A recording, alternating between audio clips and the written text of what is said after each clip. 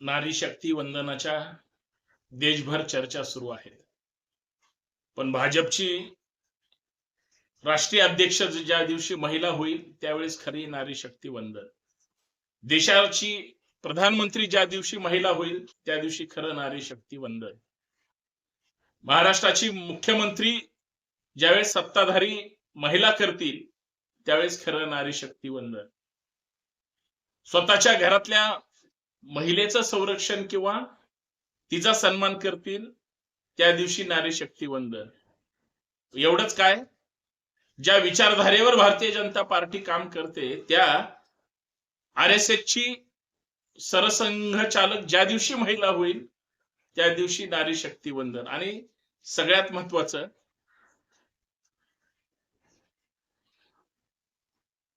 सर्वोच्च न्यायालयाच्या सरन्यायाधीश असतील किंवा त्यांच्या विचारधारेमध्ये स्त्रियांना शूद्र ठरवणारी व्यवस्था ज्या दिवशी महिलांचा सन्मान करेल त्या दिवशी खरं नारी शक्ती वंदन. कारण सभागृहामध्ये लोकसभेच्या महिला विधेयक आणण्यासाठी नारी शक्ती वंदन करणारे, महिलांच्या आडून त्या ठिकाणी स्वतःचा हेतू साध्य करणारे खरंच इमानदारीनं नारी शक्ती वंदन करतायत का, हा मला पडलेला प्रश्न आहे. म्हणून सर्वांना नमस्कार, जय जिजाऊ, जय शिवराय. मी पुण्यातून संतोष शिंदे.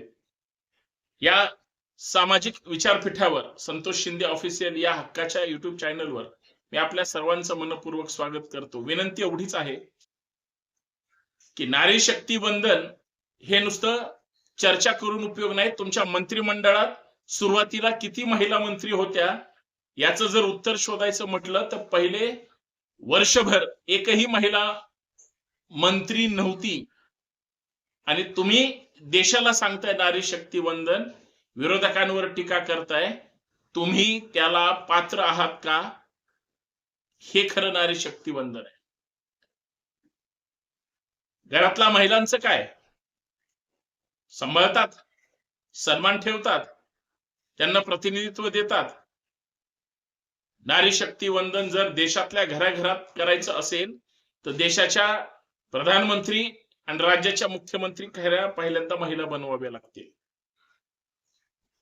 पण ही विचारधारा अर्थात RSS आणि यांच्या संघप्रणित इतर ब्रँचेसची विचारधारा ही स्त्रियांचा सन्मान करणारी आहे का स्त्रियांना शूद्र ठरवणारी, चूल आणि मूल याच ब्रॅकेटमध्ये बसवणारी आहे, याचं सुद्धा अगोदर नेत्यांनी आत्मचिंतन परीक्षण करावं आणि मग नारी शक्ती वंदनाच्या गप्पा माराव्या.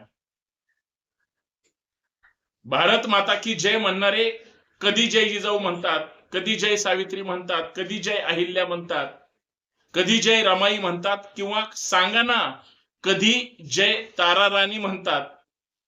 कधीच नाही म्हणत.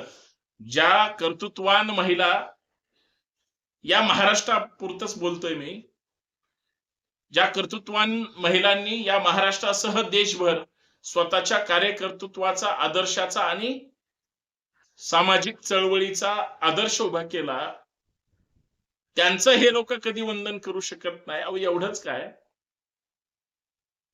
प्रधानमंत्री असू द्या किंवा आपले मुख्यमंत्री असू द्या, या लोकांनी ते ज्या शाखेमध्ये जात होते संघाच्या, तिथं कधी महिलांना प्रवेश दिला का, मिळाला का? RSSच्या शाखेत महिला असतात का?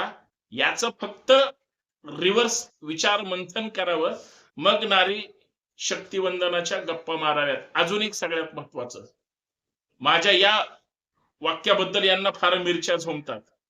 महिलांच्या सुरक्षिततेबाबत राज्याची काय अवस्था आहे, देशाची काय अवस्था आहे? धर्माच्या नावावर, तो कुठल्याही धर्माचा असू द्या, महिलांचं लैंगिक शोषण होतंय, त्यांचा छळ होतोय, त्यांच्यावर कौटुंबिक अत्याचार होत आहेत, बलात्कार सारख्या गंभीर घटना घडतायत, अजून असंख्य महिला मरण यातना भोगतायत. काय कायदा सुव्यवस्थेची सध्याची राज्याची आणि देशाची परिस्थिती? महिलांच्या बाबतीत फक्त विचार करा, ब्रॅकेटमध्ये डोकं काम करणार नाही. आणि राज्याची कायदा सुव्यवस्थेची सध्याची अवस्था काय आहे याचा जर शोध घेण्याचा प्रयत्न केला तरी नारी शक्ती वंदन कधीच होऊ शकत नाही यांच्या भाषेमध्ये, विचारांमध्ये. कारण आज आपल्या राज्यात, देशात महिला सुरक्षित नाहीत. एक खरंच पकडला जातो शेकडो महिलांचं लैंगिक शोषण. आयटी कंपनीतला एक प्रकार बाहेर येतो, शेकडो महिलांचं लैंगिक शोषण आणि धर्मांतर. अमरावतीतला एक प्रकार पुढे येतो, महिलांचं लैंगिक शोषण, अजून वाईट घाणेरडी घटना. हीच ठाणे मुंबईतली, हीच महाराष्ट्राच्या वेगळ्या वेगळ्या कानाकोपऱ्यातली. मग ही जर परिस्थिती असेल आणि सगळ्या या भोंदूगिरीचे भक्त कोण, तर राज्यकर्ते, पदावर बसणारे, मग सरकारी आणि प्रशासकीय सुद्धा. म्हणजे ही जर अवस्था असेल तर नारी शक्ती वंदन 100% कायदा झाला पाहिजे महिला आरक्षण विधेयकाचा. पण त्या महिलांना पहिल्यांदा समाजात ताकदीचं, मानाचं स्थान सुद्धा मिळालं पाहिजे. आहे का द्यायची मानसिकता? इथल्या धर्म व्यवस्थेने जर शूद्राची वागणूक दिली असेल, तिच्यावर वेगळ्या वेगळ्या पद्धतीनं आतापर्यंत आक्षेप घेऊन तिला घरातच बसवलं, 4 भिंतीच्या आत. म्हणून मी सुरुवातीला जे म्हटलं, या टॉप ठिकाणी ज्यावेळेस महिला पदावर बसतील त्या दिवशी खरं नारी शक्ती वंदन, बाकी काही नाही. हे सगळ्या निवडणूक जीवी कार्यक्रम आहेत, ज्याच्यामध्ये यांना सत्तेचा स्वार्थ अपेक्षित आहे आणि ते त्यासाठी प्रयत्नशील आहेत. प्रधानमंत्र्यांना माहित नव्हतं का की आपल्याकडे 360-62 खासदार बहुमतासाठी येणार नाहीत म्हणून? 100% माहित होतं. लोकसभेमध्ये खासदारांचं 2/3 बहुमत लागू शकतं, हे माहित नाही का प्रधानमंत्र्याला? सगळं माहिती आहे. भारतीय जनता पार्टी अर्थात एनडीए कडे 292-93च खासदार आहेत, 360+ लागतात. माहित नव्हतं का? विरोधकांनी काय सत्ताधाऱ्यांना पाठिंबा द्यायचा, काय असं हे चांगलं काम करतात, आणि सगळे पक्ष तोडून फोडून, खासदार आमदार पळून जर हे फक्त सत्तेवर बसण्यासाठीचाच, सत्तेसाठी प्रयत्न करत असतील, तर विरोधक ज्यांची खरंच घरं तुटलीत आणि सत्ता हातातून गेलेले आहेत केंद्रात आणि राज्यात, ती तुम्हाला का म्हणून मदत करते? तुमची गॅरंटी किती आहे लोकांमध्ये मिसळून काम करण्याची, याचं सुद्धा काउंटिंग होत असतं. आणि शेवटी मला एवढं सांगायचंय, जर सगळ्या गोष्टी तुम्ही करू शकत नाहीत, महिला प्रधानमंत्री बनवू शकणार आहेत का मोदीजी? अजिबात नाही. महाराष्ट्राची महिला मुख्यमंत्री होणार आहे का, देवाभाऊ करू शकतात का? अजिबात नाही. RSSची प्रमुख महिला होऊ शकते का? स्वप्नात पण विचार करू नका. किंवा इतर ठिकाणी जे महिलांना सर्वोच्च स्थान मिळालं पाहिजे, हे विधेयक अगोदरच पारित करायचं होतं. मला एक मगाशी बोलायचं होतं, पण ते बोलण्याच्या ओघात मुद्दा राहून गेला. तो असा, महाराष्ट्रामध्ये महिला अत्याचाराच्या घटना वाढत होत्या. राज्याने एक ठराव केला, शक्ती कायदा, फक्त महिलांच्या संरक्षणासाठी. राज्यांनी केंद्राकडे पाठवला, मोदी साहेबांकडे. मोदी सरांनी तो काय म्हणजे नारी शक्ती अहवाल वाचून, मान्य करून पारित केलाय का?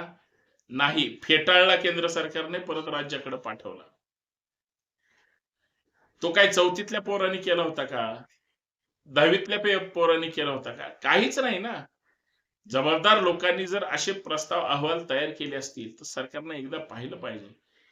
पण 1500 दिले की लाडकी बहीण, आणि सगळ्या महिलांनी आता आपल्या पाठीशी उभा राहावं म्हणून नारी शक्ती वंदन. नारी या सगळ्या प्रकरणातून दुजाभाव दिसतोय.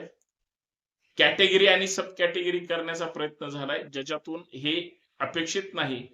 कॅटेगरी आणि सब कॅटेगरी म्हणजे आपल्या विचारांचे किती, आपले समर्थनार्थ किती, आणि आपल्या मदतीला कोण धावू शकतात असं. आणि मग याच्या उलट म्हणजे दुसऱ्या गटाची. ही जर अवस्था असेल तर मला असं वाटतं हे अत्यंत गंभीर आहे आणि याचा प्रामाणिकपणे सारासार विचार झाला पाहिजे. तुम्हाला काय वाटतं? मी जे प्रश्न उपस्थित केले ते योग्य आहेत की अयोग्य? योग्य असतील तर कमेंट करा आणि होय असं लिहा. जर मी बोलतोय ते खोटं असेल आणि नारी शक्ती विधेयक आलं काय आणि गेलं काय, भाजपला काय फरक पडणार नाही असं जर कोणाला वाटत असेल तर तशा पद्धतीचं उत्तर द्या, पण उत्तर अपेक्षित आहे एवढंच. जय शिवराय.